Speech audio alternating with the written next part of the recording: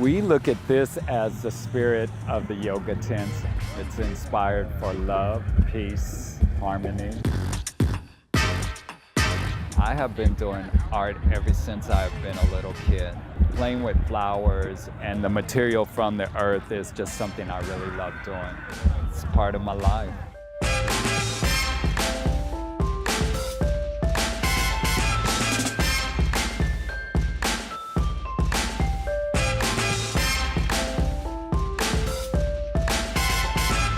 I'm actually a lawyer by day and Acro yogi by night. Great way to find balance. Super conflicting on one side and free and open on the other. So great balance in life.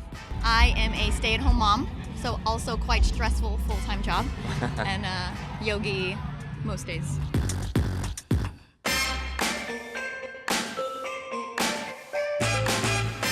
Most of the stuff is very attainable. I mean, I've flown grandmas in their 80s and safely got them back on the ground, and so it's very, very safe and easy to get into.